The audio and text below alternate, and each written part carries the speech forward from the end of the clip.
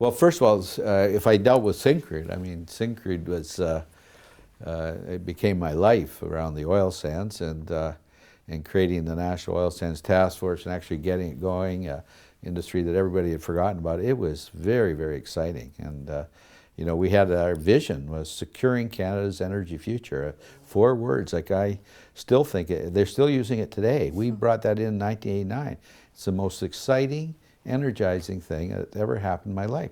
And that's why I used to tell employees, we know the world needs all the energy it's going to, that's around.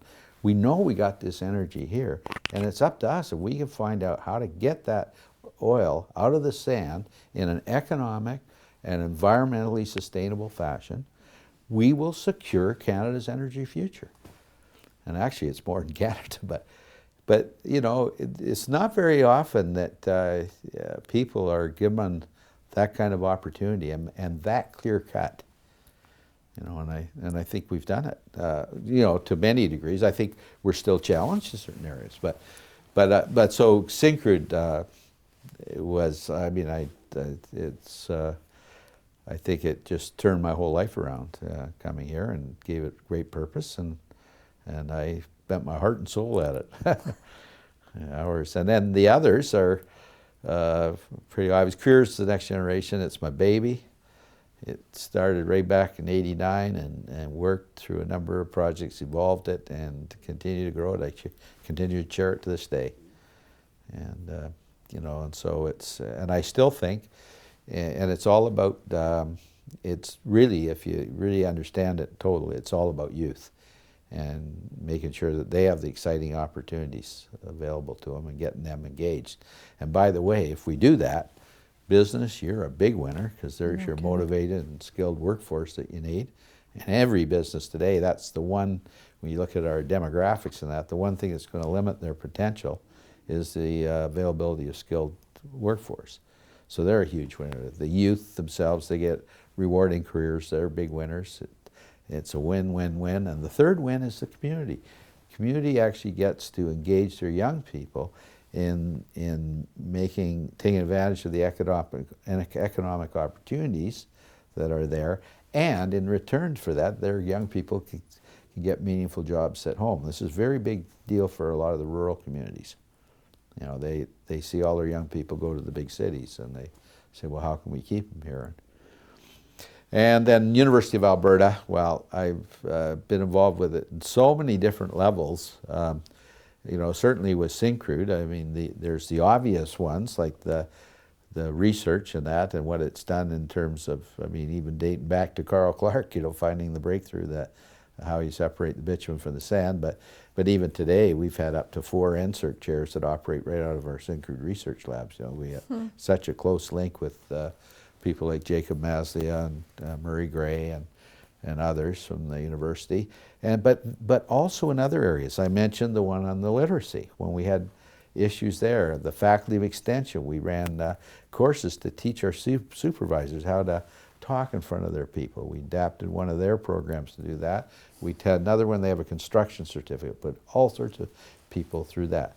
The School of Business, we had the remote MBA, we put the link in with Keanu, and we deliver it for not just Syncrude people in town, but we had lots of linkages there, and Phil Lasham was on their advisory council. We even helped them when Mike Percy was trying to distinguish his MBA school from others. He's got an MBA in natural resources and one in high tech.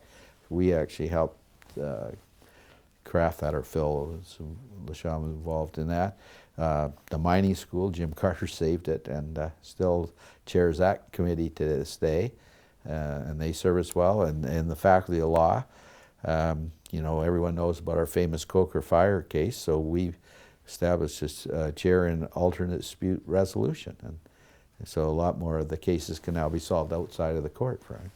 Because we went 8 years into court, and it was millions of dollars, and then eventually they settled it on the outside of court anyway. So, so anyhow, there was all that linkages, and then, of course, the way I became involved with U of A, it was not through the board. It was actually Don Stanley, who's passed away, you know, Stantec, Don Stanley, and he got me to come on to the visiting committee which Sandy McTaggart set up when he was chancellor, the visiting committee for the Faculty of Education.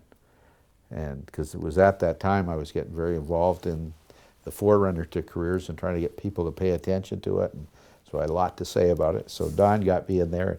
And of course, he was a bit of a mover and shaker, wanted to shake things up. And Harvey Zingel was the dean. I don't think he really bargained for what he got. But seriously, I then became aware, and we got the opportunity to interface with the students, and that was really, I really liked that.